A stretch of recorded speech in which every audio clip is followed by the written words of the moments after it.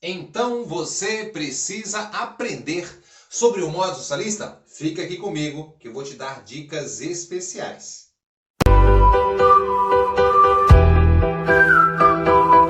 Bom, galera, seja muito bem-vindo ao canal Geografia Irada. Sim, o frio chegou aqui no sul do Brasil, mas estamos preparando uma aula especial para você, se te ajudar. Dá aquele like gostoso e também se inscreve aqui no canal. E não se esqueça de ler aqui a descrição. Vamos aqui informar para você que agora você pode estudar de graça na plataforma Geografia Irada. Vem comigo aí gabaritar e aprender geografia de uma forma eficiente, criativa.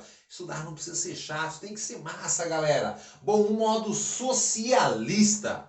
Bom, um modo socialista, o que cabe a gente como professor de geografia, não é defender esse modo ou aquele modo. A gente tem que pular fora da nossa opinião e contar o que é esse modo socialista, né? A gente falou do capitalista para você, agora vamos falar do socialista. Quando ele surge?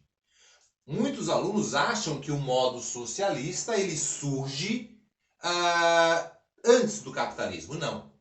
O modo socialista ele surge depois do capitalismo. Sim, Marcelo. Quando é que ele surge? No século XIX. Primeiramente, Marcelo, foi Karl Marx e Friedrich Engels que criaram.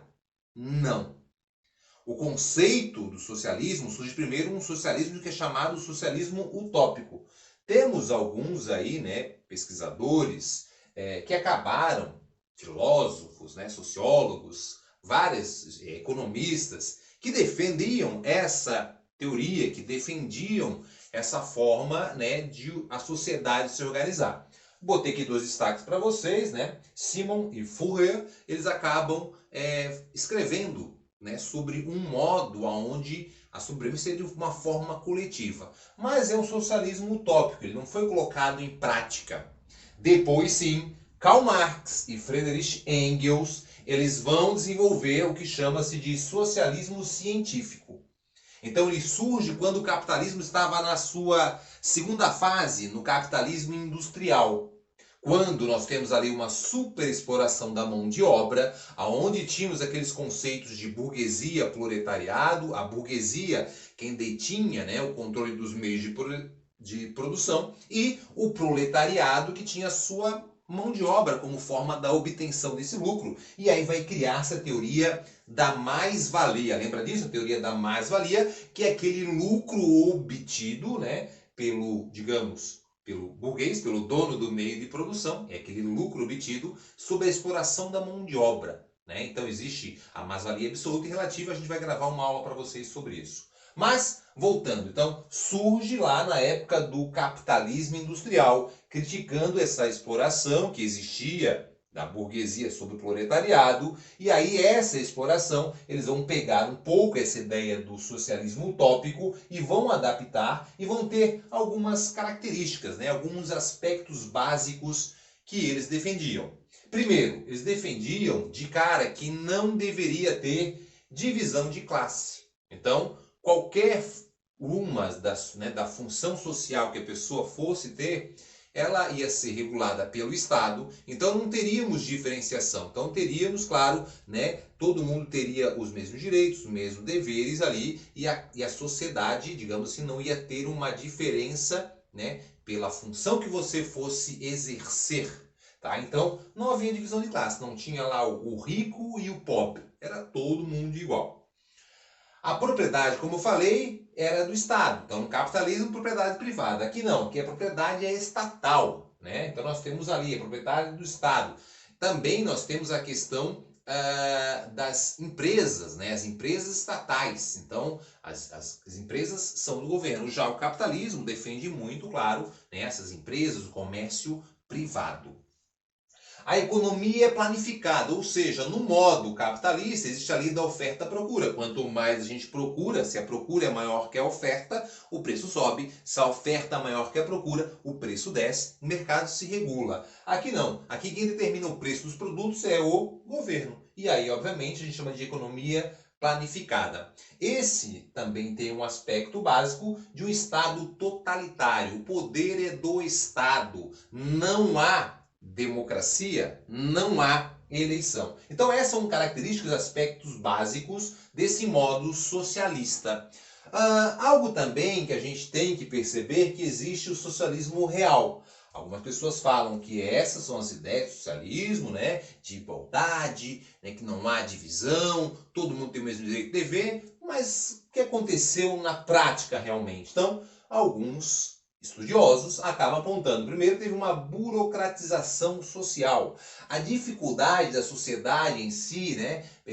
Conseguir ali realizar ou fazer as solicitações para que o Estado dê conta, né, de dar ali tudo que eles precisavam. Então começou a existir uma burocratização e isso gera uma dificuldade para que as coisas fossem realizadas. Nós temos também um Estado que eles chamam Estado policial. O que é isso? É o Estado fiscalizando totalmente. Né? Uma censura danada. Você não poderia falar mal do Estado. Você não poderia ir contra. Né? Não tinha liberdade de expressão. Então, isso aqui também uma crítica forte do que aconteceu. Segundo, né, nós temos ali um estímulo ao trabalho. Então, como cada um, não importasse se trabalhava demais, trabalhava de menos, estudasse de mais, estudasse de menos, você acabava ali tendo, digamos, né, o mesmo direito, o mesmo dever, a mesma renda. E aí, claro que isso é apontado ali por alguns que não estimulavam a pessoa a querer produzir, querer inovar, né, não querer crescer, querer... Isso eles acabavam criticando. Algumas pessoas, sim, que tinham certo patriotismo, que tinham certo envolvimento com o sistema, né? Desenvolviam, pesquisavam, mas claro que a gente tinha ali essa situação e isso é apontado como uma fraqueza. Também, né, um planejamento centralizado. Então era tudo centralizado no Estado, não tinha democracia, você não podia opinar. Então o Estado, ele acabava centralizando as decisões e isso também é apontado como algo negativo. E também falta de inovações. Marcelo, mas não tinha corrida espacial? Vamos supor, comparando com a União Soviética, né, que botou o primeiro satélite, mas, digamos, grande parte da tecnologia em si, o avanço dela, no modo capitalista, era muito mais rápido. No modo socialista, ele era mais lento. E aí, claro, através também do comércio que eles faziam com a maior parte das nações capitalistas, isso facilitava. Então, isso é apontado como esse foi o socialismo real. E esse aqui, claro, as características que eles, né, implantaram, que eles tinham como regra, mas isso acaba não funcionando. Alguns países tentaram, alguns ainda permanecem, né? Por exemplo, o primeiro país a tentar implementar esse modelo foi a União Soviética, no caso a Rússia, né? Teve lá a Revolução Russa, tu sabe muito bem disso. Ela sai ali da Primeira Guerra Mundial e aí vai executar a sua revolução e vai se aglomerar ali com vários países daquela região, montando a União da República Socialista Soviética. Durou por muito tempo, durou até o final da década de 80. Mais exatamente, em 1991, a União Soviética deixa de existir. Mais em 89, praticamente a Guerra Fria se acaba ali com a queda do Muro de Berlim. A União Soviética, passando por uma tremenda crise na década de 80, tenta fazer um último respiro ali com reformas na época do presidente Gorbachev, mas acaba não dando certo. A China foi outro país importante que fez, né, a sua revolução em 49. Ali o Mao Tse-tung e o Chiang Kai-shek brigando ali um nacionalismo que era ideias voltadas parecidas com as teorias capitalistas, e o Mao Tse-tung com o socialismo. O Mao venceu e aí a China virou socialista. Durante muito tempo um país fechado. E hoje a China é um país socialista, sim, né, não tem democracia, né? Então não tem democracia, é um Estado totalitário. Só que outras características acabaram, né, sendo abertas. Então, eles falam que a China hoje é um país capitalista de mercado. Então ela tem empresa estatal? Tem. Tem empresa aberta, privada, estrangeira? Tem. Então isso acaba tendo ali essa característica. Então, mas a China foi um país que implementou o socialismo, sim, durante muito tempo. A Coreia do Norte, né, lá nas guerras das Coreias, sabe muito bem, aonde a Coreia do Norte e a Coreia do Sul é dividida daí, e aí ela é um país, sim, socialista hoje, né, totalmente fechado, com as regras, né, bem centradas. E claro que devido a essa decisão, países como a Coreia do Norte e Cuba, que fez em 59 a sua revolução, eles acabam aí sofrendo boicotes, né? Os países como os Estados Unidos vai lá e proíbe que outros países negociem com ele para dificultar, para que eles não, né, adotem esse meio. E aí isso acaba dificultando aí as relações, né, como acontece em várias nações pelo mundo. Cuba também, com Fidel Castro em 59. O Vietnã, na famosa Guerra do Vietnã, em 76. O Vietnã hoje está muito parecido, né, com a questão da China, abertura ao capitalismo, mas também durante muito tempo teve esse governo aí socialista. Tá, Marcelo, e na época da Guerra Fria, outras nações, sim, outras nações. Na África, a gente pegar na África, Egito, Tunísia, Guiné, Gana, né, Etiópia, Tanzânia, países aí que tiveram, digamos, um apoio na sua independência em conflitos ali internos, como Angola, por exemplo, e aí isso fez que essas nações elas acabassem indo para o socialismo. Alguns falam que não é bem o socialismo, que é tipo um socialismo africano. Então nós temos alguns países que adotaram sim o socialismo nesse modelo soviético, que foi a primeira nação, outros que criaram um socialismo um pouco diferente, que chama-se assim de socialismo africano. Então, revisando para você entender, o socialismo surge na época, claro, do século XIX, quando eles começam ali a estudar e pensar num outro modo de sobreviver. Um modo mais social. Só que era uma utopia, acabava não dando certo, nunca foi aplicado, ele era apenas ideias que existiam, mas que nunca tinha sido aplicado. E aí o Karl Marx e Friedrich Engels, sim, naquela super exploração que as pessoas trabalhavam 12 horas, vão implementar aqui essa ideia do socialismo, que somente lá, em 1917, a primeira nação a implementar, a União Soviética, no caso, liderados pela Rússia.